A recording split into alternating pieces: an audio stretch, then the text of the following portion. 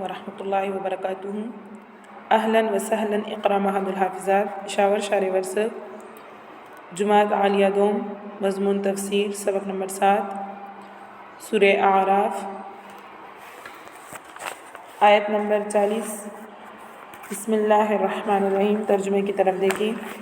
ان الذین کذبوا، بے شک وہ لوگ کہ جنہوں نے تکذیب کی، بآیاتنا ہماری آیتوں کی، واستکبروا اور تکبر کیا، عنہا اس سے، لا تفتح لہم ابواب السماء نہیں کھولے جائیں گے ان کے لیے آسمان کے دروازے، ولا يدخلون الجنۃ اور نہ داخل ہوں گے جنت میں، حتی یہاں تک کہ یلج الجمل کہ گھس جائے اونٹ، فی سم الخیاط فی سم الخیاط سوئی کے ناکے میں، وکذالک اور اسی طرح نجزی المجرمین ہم بدلہ دیتے ہیں گناہ گاروں کو، لہم ان کے لیے، من جہنم میں، مہاد بچونا ہے، ومن فوقہم اور اوپر سے، غواش اوڑھنا ہے، وکذالک اور اسی طرح نجزی الظالمین بدلہ دیتے ہیں ہم ظالموں کو. والذین اور وہ لوگ، آمنوا جو ایمان لائے، وعملوا الصالحات اور نیک اعمال کیے، لا نکلف نفسا تو ہم بوجھ نہیں ڈالتے کسی نفس پر، الا مگر وسعہا اس کی طاقت کے موافق. اولئک اصحاب الجنہ وہی لوگ جنت میں رہنے والے ہیں، ہم فیہا خالدون اور ہمیشہ اسی میں رہیں گے. ونزعنا ما فی صدورہم اور ہم نکال لیں گے، ما فی صدورہم جو ان کے دلوں میں ہے، من غل کوئی خفگی، تجری من تحتہم الانہار کہ بہتی ہوں گی ان کے نیچے نہریں، وقالوا الحمد للہ اور کہیں گے کہ تعریفیں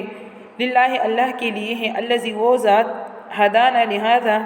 کہ جس نے ہم کو پہنچا دیا اس تک، وما کننا لنہتدی اور ہم نہیں تھے راہ پانے والے، لولا ان ہدانا اللہ اگر ہدایت نہ کرتا ہم کو اللہ تعالیٰ، لقد جاءت رسل ربنا بے شک لائے تھے رسول ہمارے رب کی، بالحق کی سچی بات، ونودوا اور آواز آئے گی، ان تلکم الجنۃ کہ یہ جنت ہے، اورثتموہا کہ وارث ہوئے تم، بما کنتم تعملون بسبب اس کی کہ جو تم لوگ عمل کیا کرتے تھے. اب ان آیات کی تفسیر کی طرف دیکھیں. یہاں پر جو ہے بیان فرما رہے ہیں کہ چند آیات میں پہلے ایک وعدے کا، ایک میثاق کا ذکر ہے جو ہر انسان سے اس کی دنیا میں پیدائش سے پہلے عالم ارواح میں لیا گیا تھا، کہ جب ہمارے رسول تمہارے پاس ہماری ہدایات اور احکام لے کر آئیں تو ان کو دل اور جان سے ماننا اور اس کے مطابق عمل کرنا. اور یہ بھی بتا دیا گیا تھا کہ جو شخص دنیا میں آنے کے بعد اس وعدے پر قائم رہے گا، اس عہد پر قائم رہے گا اور اس کے مقتضیات یعنی جو وہ تقاضا کرتے ہیں، وہ وعدہ جو تقاضا کرتے ہیں اس کو پورا کرے گا، تو وہ ہر رنج اور غم سے نجات پائے گا اور دائمی راحت اور آرام کا مستحق ہوگا. اور جو انبیاء علیہ السلام کی تکذیب یا ان کے احکام سے سرکشی کرے تو ان کے لیے جنت کا دائمی عذاب مقرر ہے. اب ان آیات میں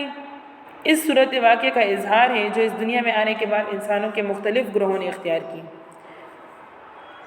کہ بعض نے عہد اور میثاق کو بلا دیا اور اس کی خلاف ورزی کی، اور بعض اسی پر قائم رہے اور اس کے مطابق اعمال صالحہ انجام دیے.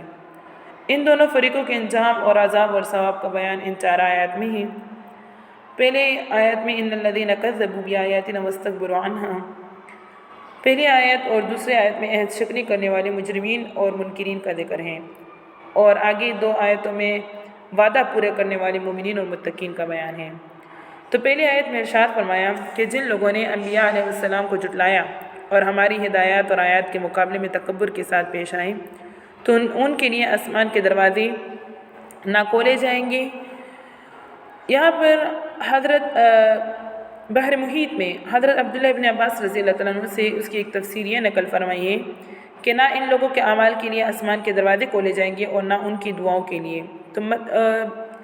دروازے نہ کھولنے کا مطلب کیا ہے؟ تو دروازے نہ کھولنے کا مطلب یہ ہے کہ نہ ان کی دعا قبول کی جائے گی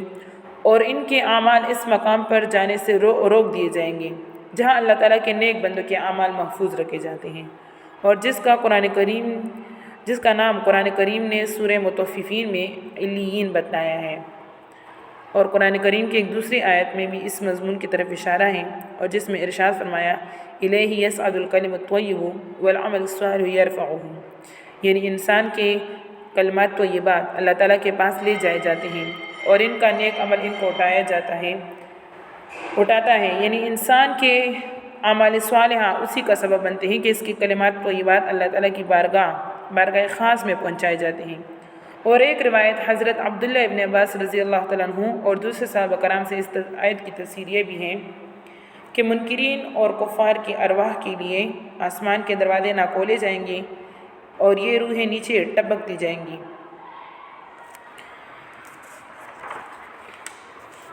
تو خلاصہ یہ ہے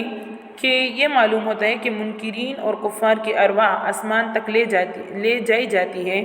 آسمان کا دروازہ ان کے لیے نہیں کھلتا تو وہی سے پھینک دی جاتی ہے۔ اس آیت میں لا تفتح لهم ابواب السماء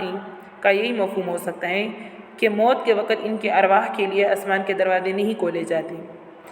آخر آیت میں ان کے متعلق فرمایا وَلَا يَدْخُلُونَ الْجَنَّةَ حَتَّى يَلِجَ الْجَمَلُ فِي سَمِّ الْخِيَاطِ۔ اس میں لفظ یلج یہ علوج سے بنا ہے اور اس کے معنی ہے تنگ جگہ میں گھسنا، اور جمل اونٹ کو کہا جاتا ہے، اور سم سوئی کے سوراخ کو۔ معنی یہ ہے کہ یہ لوگ اس وقت تک جنت میں نہیں داخل ہو سکتے جب تک کہ اونٹ جیسا عظیم الجثہ جانور سوئی کے سوراخ میں داخل نہ ہو جائے یا ناکے میں داخل نہ ہو جائے۔ مطلب یہ ہے کہ جس طرح سوئی کے ناکے میں اونٹ کا داخل ہونا عادتاً محال ہے، تو اسی طرح ان کا جنت میں جانا بھی محال ہے۔ اس سے ان لوگوں کا دائمی یعنی ہمیشگی کا عذاب، جہنم کا عذاب بیان کرنا مقصد ہے۔ اس کے بعد ان لوگوں کے عذاب جہنم کی مزید شدت کا بیان اس الفاظ سے کیا گیا ہے لَهُم مِّن جَهَنَّمَ مِحَادٌ وَمِن فَوْقِهِمْ غَوَاشٍ۔ مہاد کا معنی فرش ہے اور غواش غاشیتن کی جمع ہے، اور اس کے معنی ہے ڈانپ لینے والی چیز۔ مطلب یہ ہے کہ ان لوگوں کا اوڑھنا بچھونا سب جہنم کا ہوگا۔ اور پہلی آیت جس میں جنت سے محرومی کا ذکر تھا،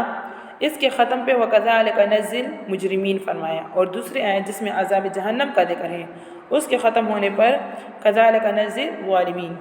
ارشاد فرمایا، کیونکہ یہ اس سے زیادہ اشد ہے، سخت ہے۔ آگے آیت میں اللہ تعالیٰ کے احکام کی پیروی اور پابندی کرنے والوں کا ذکر ہے کہ یہ لوگ جنت میں ہوں گے۔ وَالَّذِينَ آمَنُوا وَعَمِلُوا الصَّالِحَاتِ لَا نُكَلِّفُ نَفْسًا إِلَّا وُسْعَهَا، تو جنت والے ہیں اور جنت ہی میں ہمیشہ رہیں گے، لیکن ان کے لیے جہاں یہ شرط ذکر کی گئی ہے کہ وہ ایمان لائے اور اعمال صالح کریں، ان کے ساتھ رحمت اور کرم سے یہ بھی فرمایا کہ لا نکلف نفسا الا وسعها، جس کے معنی یہ ہے کہ اللہ تعالیٰ کسی بندے پر کوئی ایسا بوجھل کام نہیں ڈالتے کہ جو اس کی طاقت سے باہر ہو۔ مقصد یہ ہے کہ اعمال صالح جن کو دخول جنت کے لیے شرط کہا گیا ہے، وہ کوئی بہت مشکل کام نہیں ہے جو انسان نہ کر سکے، بلکہ اللہ تعالیٰ نے احکام شرعیت کو ہر شعبے میں نرم اور آسان کر دیا۔ بیماری، کمزوری، سفر اور دوسری انسانی ضروریات کا ہر حکم میں لحاظ رکھ کر آسانیاں دی گئی ہیں۔ تفسیر بحر محیط میں ہے کہ جب انسان کو عمل صالح کا حکم دیا گیا تو یہ احتمال تھا کہ اس کو یہ حکم اس لیے باری معلوم ہو کہ تمام عمل صالح ہر جگہ ہر حال میں پورا کرنا یا بجا لانا تو انسان کے بس میں نہیں ہے، اس لیے اس شعبے کو ان الفاظ سے دور کیا گیا کہ لا نکلف نفسا الا وسعها۔ تمام انسانی زندگی کے مختلف ادوار اور حالات کا جائزہ لے کر ہر حال میں ہر وقت اور ہر جگہ کے لیے مناسب احکامات دیے جن پر عمل کرنا کوئی مشکل کام نہیں۔ آگے فرمایا وَنَزَعْنَا مَا فِي صُدُورٍ مِّنْ غِلٍّ تَجْرِي مِنْ تَحْتِهَا الْأَنْهَارُ۔ اس آیت میں اہل جنت کے دو خاص حال بیان کیے گئے، ایک یہ کہ وَنَزَعْنَا مَا فِي صُدُورِهِمْ، یعنی جنتی لوگوں کے دلوں میں اگر ایک دوسرے کی طرف سے کوئی رنجش یا نفرت ہوگی تو ہم اس کو ان کے دلوں سے نکال دیں گے، یہ لوگ ایک دوسرے سے بالکل خوش بائی بائی ہو کر جنت میں جائیں گے اور بسیں گے۔ صحیح بخاری میں ہے کہ مومنین جب پل صراط سے گزر کر جہنم سے نجات حاصل کر لیں گے تو ان کو جنت اور دوزخ کے درمیان ایک پل کے اوپر روک دیا جائے گا، اور ان کے آپس میں اگر کسی سے کوئی رنجش ہو یا کسی پر کسی کا حق تھا تو یہاں پہنچ کر ایک دوسرے سے انتقام لے کر معاملات صاف کر لیں گے، اور اسی طرح حسد، بغض، کینہ وغیرہ سے پاک صاف ہو کر جنت میں داخل ہوں گے۔ تفسیر مظہری میں ہے کہ یہ پل بظاہر پل صراط کا آخری حصہ ہوگا جو جنت سے متصل ہے، اور اس مقام پر جو حقوق کے مطالبات ہوں گے ان کی ادائیگی ظاہر ہے کہ روپے پیسے سے نہیں ہو سکیں گے، کیونکہ وہاں پر کسی کے پاس کوئی روپے پیسہ نہیں ہوگا، بلکہ ایک حدیث کے مطابق یہ ادائیگی اعمال سے ہوگی۔ حقوق کے بدلے میں اس کے اب اس کے اعمال جو ہے وہ صاحب حق کو دے دیے جائیں گے، اور اگر اس کے اعمال اس طرح سب ختم ہو گئے اور لوگوں کے حقوق ابھی باقی ہو تو پھر صاحب حق کی گناہ اس پر ڈال دیے جائیں گے۔ اور ایک حدیث میں حضور صلی اللہ علیہ وسلم نے ایسے شخص کو سب سے بڑا مفلس قرار دیا ہے جس نے دنیا میں اعمال صالح کیے لیکن لوگوں کے حقوق کی پرواہ نہیں کی، اس کے نتیجے میں تمام اعمال سے خالی ہو کر رہ گیا۔ دوسرا حال اہل جنت کے اس آیت میں یہ بیان کیا گیا کہ جنت پہ پہنچ کر یہ لوگ اس پر اللہ تعالیٰ کا شکر ادا کریں گے کہ اس نے ان کے لیے جنت کی طرف ہدایت کی اور اس کا راستہ آسان کر دیا، اور کہیں گے کہ اگر اللہ کا فضل نہ ہوتا تو ہماری مجال نہیں تھی کہ ہم یہاں پہنچ سکتے۔ اس سے معلوم ہوا کہ کوئی انسان صرف اپنی کوشش سے جنت میں نہیں جا سکتا جب تک اللہ تعالیٰ کا فضل اس پر نہ ہو، کیونکہ کوشش خود اس کے قبضے میں نہیں، وہ بھی محض اللہ تعالیٰ کی رحمت اور فضل سے ہے۔ امام راغب اصفہانی نے لفظ ہدایت کے بارے میں فرمایا کہ ہدایت کا لفظ عام ہے، اس کے درجات مختلف ہیں، اور حقیقت یہ ہے کہ ہدایت اللہ تعالیٰ کی طرف جانے کا راستہ ملنے کا نام ہے، اس لیے تقرب الی اللہ کے درجات بھی جتنے مختلف اور غیر متناہی ہیں، اسی طرح ہدایت کے درجات بھی بے حد متفاوت ہیں۔ ادنا درجہ ہدایت کا کفر اور شرک سے نجات اور ایمان ہے، جس سے انسان کا رخ غلط راستے سے پھر کر اللہ تعالیٰ کی طرف ہو جاتا ہے۔ پھر بندہ اور اللہ تعالیٰ کے درمیان جس قدر فاصلہ ہے، اس کو طے کرنے کے ہر درجے کا نام ہدایت ہے۔ اس لیے ہدایت کی طلب سے کسی وقت کوئی انسان، یہاں تک کہ انبیاء اور رسل بھی مستغنی نہیں ہے۔ اس لیے حضور صلی اللہ علیہ وسلم نے آخر عمر تک اہدنا الصراط المستقیم کی تعلیم۔ اس لیے ہدایت کی طلب سے کسی وقت کوئی انسان، یہاں تک کہ انبیاء اور رسول بھی مستغنی نہیں ہے۔ اس لیے حضور صلی اللہ علیہ وسلم نے آخر عمر تک اہدنا الصراط المستقیم کی تعلیم جس طرح امت کو دی، خود بھی اس دعا کا اہتمام جاری رکھا، کیونکہ تقرب الی اللہ کے درجات کی کوئی انتہا نہیں۔ یہاں تک کہ جنت کے داخلے کو بھی اس آیت میں لفظ ہدایت سے تعبیر کیا گیا کہ یہ ہدایت کا آخری مقام ہے۔ صدق اللہ العظیم وآخر دعوانا ان الحمد للہ رب العالمین۔ بچوں یہ سبق اچھی طرح سے یاد کریں اور آگے رکوعات کا مطالعہ کریں۔ السلام علیکم ورحمۃ اللہ وبرکاتہ۔